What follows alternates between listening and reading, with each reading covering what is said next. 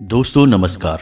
कुंभ राशि वाले मेरे मित्रों, आप सभी का ज्योतिष के इस बेहद ही खास और आपकी जिंदगी में चमत्कारी बदलाव लेकर आने वाले कार्यक्रम में बहुत बहुत स्वागत है। हृदय से अभिनंदन है।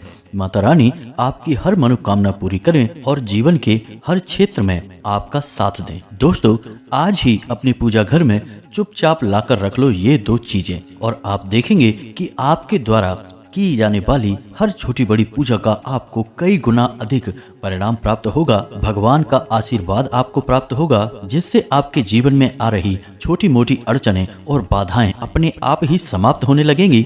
और सबसे महत्वपूर्ण बात दोस्तों, कि आपके आसपास एक ऐसा ऊर्जा का क्षेत्र तैयार हो जाएगा जिससे कि आपके शत्रु यानी कि जो आपके छुपे हुए दुश्मन हैं, वे पूरी तरह से निष्क्रिय हो जाएंगे। उनका ध्यान आपके ऊपर से हट जाएगा। वे अपने जीवन की उथल पुथल में ही व्यस्त हो जाएंगे। इन दो चीजों की शक्ति इतनी प्रबल है कि इनके प्रयोग मात्र से यानी अपने पूजा के घर में या अलमारी में चुपचाप रख लेने मात्र से आपके द्वारा हर एक विनती, हर एक निवेदन सीधे भगवान तक पहुंचेगा और यह क्रिया भगवान को भी विवश कर देगी कि वे आपकी हर एक बात को सुने और आपकी हर एक मनोकामना को पूरी करें। लेकिन हम यहाँ पर आपको बता दें दोस्तों, कि आप जितना सकारात्मक रहेंगे यानी कि अच्छी अच्छी बातें सोचेंगे, अपने मन के भाव स्वच्छ रखेंगे, शुद्ध रखेंगे, उतना ही जल्दी आपकी मनोकामना फलित होगी, उतनी ही जल्दी इन चीजों का प्रभाव आपके जीवन में दिखाई देना शुरू हो जाएगा। एक बात याद रखें दोस्तों, कि आपकी राशि के जातक जब जब जीवन में नकारात्मक होंगे, फिर चाहे वह नकारात्मकता किसी भी प्रकार की क्यों न हो, इन्हें अपने जीवन में कष्ट उठाने पड़ेंगे। जी हाँ दोस्तों, तो आपके जीवन में सरलता का मार्ग केवल सकारात्मकता की राह पर चलकर ही प्राप्त होगा। इस बात को आप निश्चित तौर पर अपने दिमाग में बिठाकर रखें। अब आपके मन में यह प्रश्न उठ रहा होगा कि कौन सी ऐसी दो चीजें हैं जिनका इतना अधिक बल है, इतना अधिक प्रभाव है और इनके बारे में अब तक आपको पता तक नहीं है। जी हाँ दोस्तों, हम आपको बता दें कि बहुत सारी ऐसी चीजें होती हैं जो कि गुप्त रखी जाती हैं, जानबूझकर इन्हें छुपाया जाता है, सामान्य तौर पर लोगों को बताया नहीं जाता है। अब हमारी शास्त्रीय या फिर वैदिक पद्धति में इन चीज़ों के बारे में वर्णन तो मिलते हैं, लेकिन इन चीज़ों को या तो लोग जानते ही नहीं हैं या फिर जो जानते हैं वो साधारण तौर पर किसी को बताते नहीं हैं। अब जिनको इन बातों के बारे में पता चल जाता है, वे तो जल्दी जल्दी कामयाबी की सीढ़ियां चढ़ जाते हैं, जीवन से उनके सारे कष्ट दूर हो जाते हैं। लेकिन जिन्हें पता नहीं होता है, वे बस छोटे मोटे प्रयास करते रहते हैं और हमेशा जीवन में परेशान बने रहते हैं। उनकी भक्ति और उनकी साधना कभी भी उनकी मंजिल तक नहीं पहुंच पाती है, अपने लक्ष्य को हासिल नहीं कर पाती है। अब इस बात को आप इस तरह से समझ सकते हैं कि मानकर चलिए कि कोई एक कथावाचक है जो अपनी कथा बोल रहे हैं, लेकिन कोई भी माइक नहीं है, कोई भी संसाधन उपलब्ध नहीं है। वे केवल अपने वाणी के बल से लोगों को अपनी कथा सुनाना चाहते हैं। तो वह कथा कितने लोग सुन पाएंगे दोस्तों? ज़्यादा से ज़्यादा उनके नज़दीक बैठे हुए 150 लोग ही मुश्किल से सुन पाएंगे, बाकी लोगों तक उनकी कथा नहीं पहुंच पाएगी। लेकिन यदि इनकी इसी कथा में माइक जोड़ दिया जाए तो उनकी आवाज़ का बल इतना अधिक बढ़ जाएगा कि वह कथा हजारों लोगों तक पहुंच जाएगी। और इसी में यदि सोशल मीडिया को भी जोड़ दिया जाए, जैसे कि यूट्यूब, फेसबुक वगैरह को, तो फिर तो इनकी कथा लाखों लोगों तक भी पहुंच जाए तो कोई बड़ी बात ना होगी। तो दोस्तों, भाषा तो वही है, वाणी का बल उतना ही है, लेकिन साधन जोड़ते जाने से संख्या यानी कि पहुंच बढ़ती चली जा रही है। तो इसी प्रकार दोस्तों, हमारी भक्ति और पूजा पाठ भी वही होती है, बस इसमें हम छोटे छोटे साधनों का यदि प्रयोग करना सीख जाएं, कुछ बड़े और गुप्त साधनों को भी जान जाएं, तो इसका बल कई गुना अधिक बढ़ जाता है। इसका छोटा सा प्रमाण यह है कि आपने देखा होगा कि कुछ लोग तुलसी की माला धारण करके रखते हैं, कुछ लोग हाथ में दंड पकड़ कर रखते हैं। पुराने जमाने के ऋषि मुनि हुआ करते थे, वे हाथ में दंड पकड़ कर रखते थे, कमंडल रखते थे, रुद्राक्ष की या तुलसी की या फिर हकीक की या स्फटिक की मालाओं का प्रयोग किया करते थे। तो ये सारे क्या हैं? ये सारी चीजें हैं, वस्तु हैं, लेकिन इनके माध्यम से साधना एक अलग ही स्तर तक पहुंच जाया करती थी, तो इसलिए इनका प्रयोग किया जाता था। जी हाँ दोस्तों, तो इन सब चीज़ों को आपको बताने का हमारा मकसद यह है कि आप समझें कि हमारे आसपास जो चीज़ें मौजूद हैं, इनकी शक्ति क्या है, इनके प्रयोग के तरीके क्या हैं। तो दोस्तों हम आपको सारी बातें विस्तार से बताने जा रहे हैं और इन 2 चीज़ों का गुप्त प्रयोग आपको हम बताएंगे। बस चुपचाप आपको इनका प्रयोग करना है, अपनी पूजा की अलमारी में लाकर रख लेना है, किसी से इस विषय में चर्चा नहीं करनी है। फिर आप वही प्रार्थना, वही पूजा पाठ, वही हनुमान चालीसा करेंगे, लेकिन आपको इसके परिणाम कई गुना अधिक प्राप्त होने लगेंगे। लेकिन फिर से हम दोस्तों आपसे यही बात दोबारा फिर कहेंगे कि आपके मन के भाव शुद्ध होना आवश्यक है, क्योंकि ये पूजा जो हम करते हैं, जो हमारे घरों में होती है, जो हमारे जीवन में आसपास हम देखते हैं चलती रहती है, ये सात्विक पूजा होती है।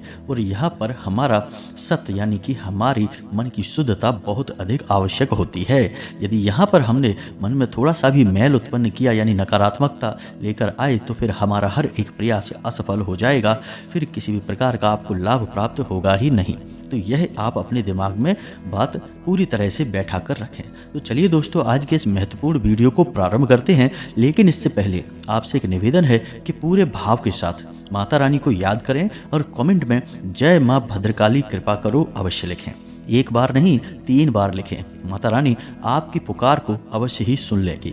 साथ ही साथ दोस्तों हम आपको बता दें कि जिन लोगों ने अपना नाम और स्थान कमेंट बॉक्स में लिखकर भेजा था, उनके नाम से हमने शनिवार के हवन में आहुतियां करवा दी हैं। अब बहुत ही जल्द उन्हें जीवन में शुभ समाचार मिलने प्रारंभ हो जाएंगे और जीवन की आ रही अड़चनों से उन्हें मुक्ति निश्चित तौर पर प्राप्त होगी।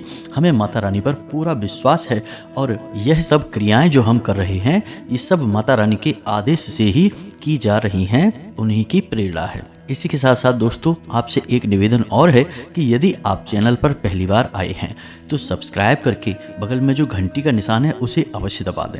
इससे आप हमारा बहुत अधिक मनोबल बढ़ाएंगे और यह बिल्कुल ही फ्री है। आप हमारे परिवार के सदस्य बन जाएंगे और हम माता से कामना करेंगे कि आपके ऊपर उनकी विशेष कृपा हो। तो चलिए जल्दी से चैनल को सब्सक्राइब करिए, फिर आगे बढ़ते हैं। दोस्तों आपने एक कहावत तो अक्सर सुनी होगी कि जब इंसान का बुरा समय आता है तो फिर उसके जीवन में सब कुछ बुरा ही होने लगता है, हर तरफ से बुराई ही उसके हाथ लगती है। और ठीक इसका उल्टा भी होता है कि जब इंसान का अच्छा समय आता है, या यूं कहते हैं कि भाग्य उसका साथ देता है, तो फिर वह यदि मिट्टी को भी हाथ लगाए तो वह भी सोना बन जाता है। यानी कि वो फिर कुछ भी कार्य करेगा उसे उसमें कामयाबी मिलेगी, किस्मत उसके साथ होगी, ईश्वर की शक्ति उसके साथ होगी, यानी हर तरफ से अच्छाई ही अच्छाई उसे मिलेगी। तो दोस्तों कभी आपने विचार किया है कि ऐसा क्यों होता है? क्योंकि यदि ग्रहों की दशा चल रही है तो फिर थोड़ा बहुत ही कष्ट होगा, लेकिन हमारे पितृ पूर्वज फिर कहाँ चले जाएंगे? वो भी तो हमारी मदद के लिए तैयार हैं। और यदि पितृदोष लगा है तो फिर ग्रहों के जो शुभ परिणाम हैं वे भी तो प्राप्त होने चाहिए, यानी कुछ अच्छाई और कुछ बुराई का मेल हमें मिलना चाहिए। लेकिन ऐसा तो हमें दिखाई नहीं देता। जब बुराई जीवन में आती है तो फिर चारों तरफ से बुराई ही बुराई हासिल होती है, एक वातावरण ही नकारात्मक तैयार हो जाता है। फिर ग्रहों का शुभ परिणाम, पितृ पूर्वजों का आशीर्वाद, कुल देवी की कृपा और हम जिनकी पूजा करते हैं हमारे आराध्य देवता की कृपा, इन सब का क्या? यानी कि सभी एक तरफ से बुरे नहीं हो सकते हैं या फिर सभी एक तरफ से अच्छे नहीं हो सकते हैं। कुछ परिस्थितियां अच्छी और कुछ परिस्थितियां बुरी, इनका मेल हो सकता है। तो दोस्तों अब आप ध्यान से समझिए, जो हम आपको बताने जा रहे हैं वह बहुत ही गहरी और वैदिक विचारधारा है। तो समझिए कि जब इंसान का बुरा वक्त आता है तो क्यों हर एक चीज उसके जीवन में बुरी हो जाती है, हर तरफ से बुराई हासिल होती है, फिर दैवी शक्तियां भी उसकी मदद नहीं कर पाती हैं, पूजा पाठ का भी उसे फल प्राप्त नहीं होता है। ऐसा क्यों होता है? तो दोस्तों ऐसा इसलिए होता है कि असल में जब इंसान का बुरा वक्त आता है तो उसके आचरण निम्न स्तर के हो जाते हैं। निम्न स्तरीय आचरण जैसे कि जुआ, शराब का सेवन आदि और अनेक प्रकार के व्यभिचार में वह लिप्त होने लगता है, रिश्वत लेने लगता है, गलत कार्य करने लगता है, कमीशनबाजी के काम धंधे शुरू कर देता है, लोगों से लूटपाट यानी कहा जाए कि जबरदस्ती से धन उगाही और वसूली जैसे कार्य, ब्याज का व्यापार जैसे कार्य शुरू कर देता है, यानी कि कई तरह की गलत और नकारात्मक गतिविधियां करना शुरू कर देता है।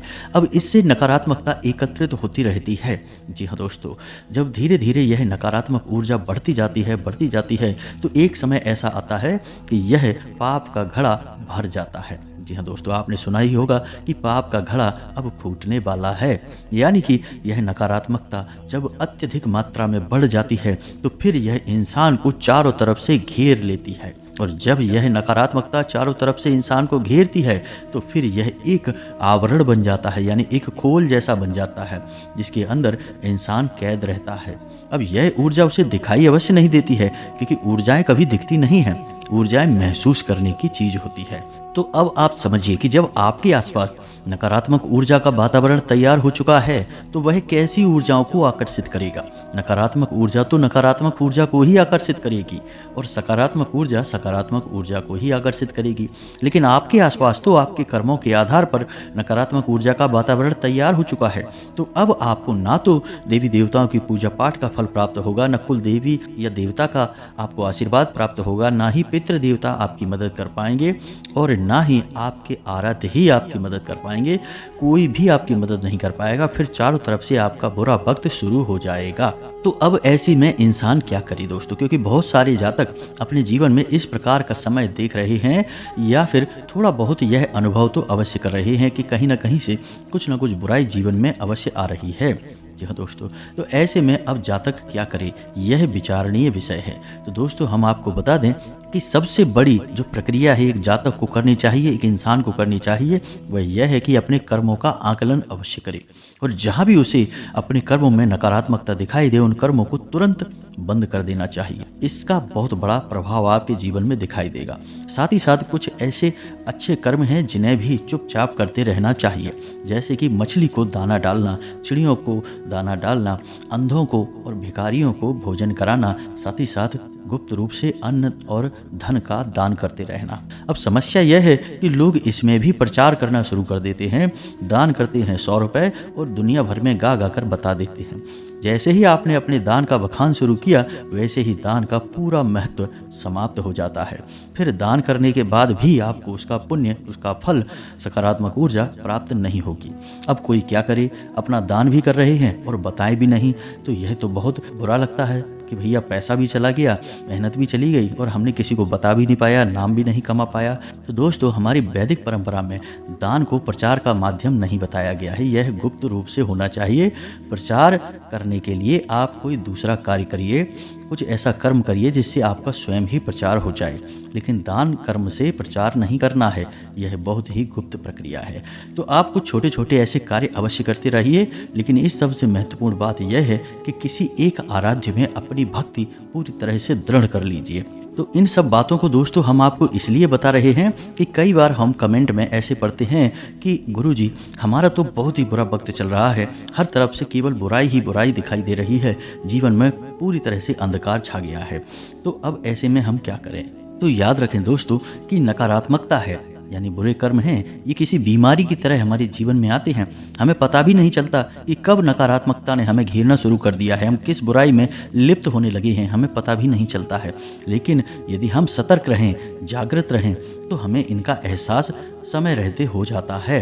फिर तुरंत हमें इन कार्यों को बंद कर देना चाहिए। और दूसरा सबसे महत्वपूर्ण कार्य कि हमें शुभ कार्य यानी कि पुण्य प्राप्ति के लिए जो कार्य बताए गए हैं उन्हें भी नियम से करते रहना चाहिए। इससे हमारा बुरा समय कभी नहीं आता। दोस्तों शास्त्रों में एक बहुत ही मशहूर कहावत है कि आप इस दुनिया में यानी अपने जीवन में जो कुछ चाहते हैं उसे देना शुरू कर दीजिए, फिर भगवान आपको वह देना शुरू कर देंगे। मान के चलिए कि आप दुनिया से प्रेम चाहते हैं कि आपको सब लोग प्रेम करें, तो आप सबको प्रेम देना शुरू करिए, फिर आप देखिए कि बदले में आपको कितना प्रेम मिलता है। ठीक इसी प्रकार सम्मान चाहते हैं तो सम्मान देना शुरू करिए, देखिए फिर आपको कितना सम्मान मिलता है। और चीज़ों के बारे में भी दोस्तों यही है कि अन्न और धन भी दान करना शुरू करिए, संकोच मत करिए दोस्तों। ना तो यह अन्न धन आपकी मर्जी से आपके पास आया है और ना ही आपकी मर्जी से यह जाएगा, आप तो बस माध्यम है दोस्तों, देने वाला तो भगवान है। आपने सुना होगा कि प्राचीन काल में राजा महाराजा अन्न और धन विशेष रूप से दान किया करते थे, तो उनके पास कभी इस चीज़ की कमी नहीं हुई, आपके पास भी नहीं होगी। आप यकीन मानिए, आप खुलकर दान करना शुरू करिए, फिर देखिए कि पैसा कैसे आपके जीवन में अलग अलग रास्तों से आता है। एक बार किसी स्थान से पैसे की आवक शुरू होगी तो रुकेगी ही नहीं। दान का महात्म बहुत बड़ा है दोस्तों, इसका विधान समझिए और इसको प्रयोग करना सीखिए, बहुत कुछ आपको हासिल होगा। तो इन सब बातों को बताने का मकसद केवल हमारा इतना है कि आप स्वयं ही अपने जीवन में चल रही घटनाओं के लिए जिम्मेदार हो सकते हैं और स्वयं ही इनसे बाहर निकलने का रास्ता आपको ढूंढना पड़ेगा। कोई आपका हाथ पकड़कर आपको जीवन के कष्टों से बाहर निकालने के लिए नहीं आने वाला है। यह आपका कर्म है, आपको ही यह युद्ध लड़ना है और आपको ही इस युद्ध को जीतना भी है दोस्तों। तो चलिए अब हम आपको बताते हैं कि कौन सी हैं वो 2 गुप्त चीज़ें जिन्हें आपको चुपचाप अपने पूजा घर में लाकर रख लेना है। किसी से इस विषय पर कोई चर्चा नहीं करना है। अब ध्यान से सारी बातों को समझना कि हम आपसे क्या कह रहे हैं। सबसे पहले आपको अपने पूजा घर के लिए एक लक्ष्मी पोटली तैयार करनी है। जी हाँ दोस्तों, लाल किताब में इसका वर्णन मिलता है और इस पोटली का महात्म इतना अधिक है कि जिस जातक के घर में, पूजा घर में यह पोटली पाई जाती है या जो जातक रखता है, उसके जीवन में कभी भी धन की कमी नहीं होती है। अब इस पोटली को तैयार कैसे करना है, इन बातों के बारे में ध्यान से समझें। हर एक चीज को चुन चुन कर लाएं। पवित्रता के साथ मन में भाव उत्पन्न करते हुए इस पोटली का निर्माण करें। शुक्रवार के दिन शाम के वक्त आपको यह कार्य करना है। तो आप दिन के समय इस पोटली को तैयार करें और शाम के समय आप इसकी प्रक्रिया प्रारंभ कर दें।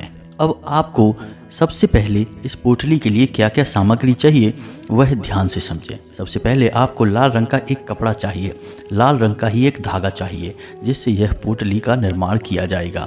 कपड़ा कोरा होना चाहिए, धागा भी शुद्ध और कोरा होना चाहिए। अब आपको इस पोटली में सबसे पहले एक चांदी का सिक्का रखना है, थोड़ा सा खड़ा धनिया रखना है और उसके बाद थोड़ी सी चावल जिन पर हल्दी लगी हुई हो यानी अक्षत, और इसी के साथ साथ 7 कमलगट्टे और 7 लक्ष्मी कौड़ियाँ रखें। याद रखें कि कौड़ियाँ खंडित नहीं होनी चाहिए। जरा भी खंडित कौड़ी आपने यहाँ रख दी तो इसका उल्टा प्रभाव हो जाएगा। इसी प्रकार कमलगट्टों को भी देखें कि उनमें कोई छेद ना हो, किसी प्रकार से वो खंडित ना हो। अब इसी के साथ साथ आपको थोड़ा सा केसर लेना है, 1 चुटकी केसर लेना है और उसे भी इस पोटली में आपको रख देना है। अब जिस कपड़े में आप इस पोटली को बनाने जा रहे हैं उस कपड़े पर आपको 3 बार 6 लिख देना है, यानी 666। हिंदी में लिखें चाहे इंग्लिश में लिखें कोई दिक्कत नहीं है, 3 बार आपको 6 लिख देना है। 6 का जो अंक है यह माता लक्ष्मी को समर्पित होता है। तो 3 बार 6 लिखने के बाद आपको यह सामग्री इस पोटली में रखकर इसे लाल धागे से बांध लेना है। अब इस उपाय के बारे में आपको किसी से चर्चा नहीं करनी है। कोशिश यह करना है कि आप जब अपनी पूजा घर में बैठकर इस सामग्री को तैयार करें तो कोई आपको देख ना पाए। जी हाँ दोस्तों, अब आपको शुक्रवार के दिन शाम के समय यानी कि शाम को 7-8 बजे के आसपास गाय के घी का एक दीपक जलाना है और माता रानी के चरणों में लाल पुष्प, लाल प्रसाद और यह पोटली अर्पित कर देनी है। और माता रानी से ऐसी कामना करनी है कि हे माँ, हमारे जीवन में जो भी कष्ट हैं उन्हें आप हर लें और हमारे जीवन में भरपूर धन संपदा दें ताकि हम अपने जीवन में हर एक समस्या का सामना कर सकें और आपकी कृपा से एक शुभ और मंगलदायी जीवन जिएं। इस प्रकार की आपको कामना करनी है और इस पोटली को आपको पूजा समाप्त होने के बाद अपनी पूजा की अलमारी में किसी भी स्थान पर गुप्त रूप से छुपा कर रख देना है। जी हाँ दोस्तों, अब कुछ बातों का आपको ख्याल रखना है कि आप जहाँ पर इस पोटली को रख रहे हैं वहाँ पर भगवान भोलेनाथ का ना तो फोटो होना चाहिए, ना ही कोई शिवलिंग होना चाहिए। मतलब कहने का यह है कि आप इसे माता लक्ष्मी की फोटो के नीचे या कहीं भी आसपास किसी कपड़े के नीचे छुपाकर किसी भी प्रकार से रख सकते हैं। बस एक बार आपको यह कार्य करना है, बार बार इसे करने की आवश्यकता नहीं है। यदि किसी कारणवश यह पोटली खुल जाती है तो फिर आपको दोबारा से नई पोटली तैयार करनी होगी, या फिर यह खंडित हो जाती है या किसी वजह से यह दूषित हो जाती है तब भी आपको नई पोटली बनानी होगी। लेकिन फिलहाल यह लंबे समय तक आपका साथ देगी। आप जैसे ही इस पोटली का निर्माण करेंगे, अपने पूजा घर में स्थापित करेंगे, आप देखेंगे कि आपके जीवन में धन को लेकर समस्याएं धीरे धीरे समाप्त होनी शुरू हो जाएगी। पैसे की तमाम तरह से आवक शुरू हो जाएगी। यदि रुपए पैसे को लेकर कोई कार्य आपका बाधित हो रहा था, यानी कि परेशानियां आ रही थी, पैसा कहीं अटक रहा था, समय पर पैसा मिल नहीं पा रहा था, तो वह समस्याएं दूर हो जाएंगी। इसी के साथ साथ दोस्तों, आपको एक और चीज है जिसका प्रयोग अपने पूजा घर में विशेष तौर से करना चाहिए। पूजा घर के स्थान पर यदि आप इसका प्रयोग तुलसी माता के पास करेंगे तो बहुत अधिक आपको लाभ प्राप्त होंगे। लेकिन यदि आपके घर में तुलसी माता नहीं है या व्यवस्थित नहीं है या सही स्थान पर नहीं है तो फिर आप इन्हें पूजा घर में स्थापित कर सकते हैं। जी हाँ दोस्तों, इन्हें हम शालिग्राम कहते हैं। शालिग्राम एक घर में होना बहुत आवश्यक है। जिस घर में शालिग्राम मौजूद होती हैं उस घर में किसी भी प्रकार की रोग दोष और बाधाएं नहीं रहती हैं। जीवन निर्बाध रूप से सुखी व्यतीत होता है। साथ ही साथ यह भगवान विष्णु का शुद्ध प्रतीक माना जाता है। तो माता लक्ष्मी स्वयं ही इस घर में वास करने लगती हैं जहां शालिग्राम स्थापित होते हैं। तो यदि आपके घर में माता तुलसी का व्यवस्थित स्थान है, नित्य पूजन होता है, जल अर्पित किया जाता है, तो आप माता तुलसी के पास ही शालिग्राम को स्थापित करें। यानी कि माता तुलसी के जड़ों के पास आप शालिग्राम को स्थापित करें। पूरे विधि विधान से उनका नित्य पूजा पाठ करें। गाय के घी का एक दीपक अवश्य जलाएं तो आपके जीवन में चमत्कारी परिणाम प्राप्त होने शुरू होंगे। दोस्तों, अब शालिग्राम की शुद्धता को जानना बहुत आवश्यक है। कई प्रकार के शालिग्राम बाजार में मिल जाते हैं, लेकिन आपको देखना है कि शालिग्राम की जो शिला है वह बिल्कुल काले रंग की होनी चाहिए। उसमें कोई भी अन्य रंग दिखाई नहीं देना चाहिए। इसी के साथ साथ उसका स्वरूप बिल्कुल काला होना चाहिए। अगर काले रंग में थोड़ा हल्का रंग है, यानी कि हल्की काले रंग की वह शिला है, तो वह शुद्ध शालिग्राम नहीं माना जाता है। तो आपको देखना है, उसका परीक्षण करना है, तभी उसे अपने घर में लेकर आना है। बिल्कुल शुद्ध और काले रंग की शालिग्राम की शिला आपको लेकर आनी है और उसे भगवान विष्णु का प्रतीक मानकर उसका पूजन करके उसे अपने तुलसी घर में या अपने पूजा घर में स्थापित करें। जी हाँ दोस्तों, और इस शिला को स्थापित करने का सर्वोत्तम दिन है गुरुवार। जी हाँ दोस्तों, तो यह कार्य आप गुरुवार के दिन कर सकते हैं। अब यदि तुलसी के घर में आपका सही व्यवस्था नहीं बन पा रही है तो आप इसे पूजा घर में भी स्थापित कर दें, कोई समस्या नहीं है दोस्तों। बस इन दो चीज़ों को आप सही तरह से व्यवस्थित करके अपने पूजा घर में स्थापित करें और आप देखें जीवन कैसे बदलता है। चमत्कार होना शुरू हो जाएंगे दोस्तों, हम इस बात की गारंटी देते हैं। अब एक बहुत ही गुप्त विषय हम आपको बताने जा रहे हैं, इसे भी आप ध्यान से समझ लें, क्योंकि यहीं से सारे पूजा पाठ में विधि विधान शामिल होते हैं या फिर पूरी जो भी पूजा पाठ हम करते हैं वह चौपट हो जाती है। जी हाँ दोस्तों, तो अब आपने जैसे पूजा करने के लिए दीपक जलाया, बिना दीपक जलाए तो पूजा संपन्न होती ही नहीं है, यह आप भी जानते हैं। तो आपने दीपक जलाया और दीपक जलाने के बाद आपने अपनी पूजा पाठ प्रारंभ कर दी, लेकिन क्या आपको यह पता है कि जो दीपक आपने जलाया है वह शुद्ध सकारात्मक ऊर्जा का प्रतीक बना, यानी भगवान के द्वारा वह दीपक स्वीकार किया गया या नहीं किया गया? क्योंकि दोस्तों, मंत्र के उच्चारण के द्वारा यदि वह दीपक शुद्ध नहीं किया जाएगा, भगवान को समर्पित नहीं किया जाएगा, तब तक वह जागृत नहीं होगा। अब ऐसे तो हम खाना बनाने के लिए भी लौ जलाते हैं, तो क्या वह दीपक का स्वरूप बन जाएगा? ऐसे तो हम सर्दियों में तापने के लिए अपने घरों के बाहर थोड़ी थोड़ी अग्नि जला लेते हैं, तो क्या वह दीपक का स्वरूप बनेगा या फिर वह हवन कहा जाएगा? जी नहीं दोस्तों, हर एक अग्नि, हर एक लौ दीपक नहीं होती है। दीपक बनाने के लिए उस दीपक को जागृत करना पड़ता है। जी हाँ दोस्तों, तभी वह दीपक देवी देवता स्वीकार करते हैं, अन्यथा उसे जलाने या ना जलाने का कोई महत्व नहीं है। तो अब आप ध्यान से समझिए कि दीपक को जलाने का कौन सा मंत्र होता है। आप जब भी दीपक प्रज्वलित करें तो इस मंत्र को उच्चारण अवश्य करें और कम से कम आपको यह मंत्र 7 बार उच्चारण करना है। जी हाँ दोस्तों, 7 बार उच्चारण करते करते आप इस दीपक को प्रज्वलित करेंगे तो आप देखेंगे कि आपकी पूजा पाठ को एक विशेष दर्जा हासिल हो जाएगा। आपकी पूजा पाठ का आपको विशेष फल प्राप्त होना शुरू हो जाएगा। तो वह मंत्र कौन सा है जो दीप जलाते समय, प्रज्वलित करते समय हमें उच्चारण करना चाहिए? तो ध्यान से सुने, मंत्र आपके मोबाइल की स्क्रीन पर भी दिखाई देगा, हम बोलने भी जा रहे हैं। तो मंत्र कुछ इस प्रकार है: शुभम करोति कल्याणम, आरोग्यम धन संपदाम, शत्रु बुद्धि विनाशाय, दीपम ज्योति नमोस्तुते। जी हाँ दोस्तों, इस मंत्र का आपको उच्चारण करना है। मंत्र एक बार फिर से हम बोल रहे हैं, जरा ध्यान से सुने। शुभम करोति कल्याणम, आरोग्यम धन संपदाम, शत्रु बुद्धि विनाशाय, दीपम ज्योति नमोस्तुते। इस प्रकार आप यदि दीपक को प्रज्वलित करेंगे तो आपका दीपक पूरी तरह से शुद्ध हो जाएगा और देवी देवताओं के द्वारा स्वीकार भी किया जाएगा। तो उम्मीद है कि जो जानकारी हमने आपको दी है वह आपके निश्चित तौर पर काम आएगी, आपके जीवन को बदलने में एक महत्वपूर्ण भूमिका निभाएगी। यदि कोई प्रश्न आपके मन में उठता है तो आप निश्चित तौर पर पूछें, हम आपके प्रश्नों के जवाब देने की पूरी कोशिश करेंगे। कमेंट में पूरे भाव के साथ जय मां भद्रकाली कृपा करो 1 बार नहीं 3 बार अवश्य लिखना। साथ ही साथ वीडियो अच्छा लगा हो तो इसे लाइक अवश्य करना और चैनल को सब्सक्राइब करके घंटी के निशान को भी अवश्य दबा देना। मिलते हैं अगले ज्ञानवर्धक वीडियो में, तब तक के लिए धन्यवाद। जय माता की।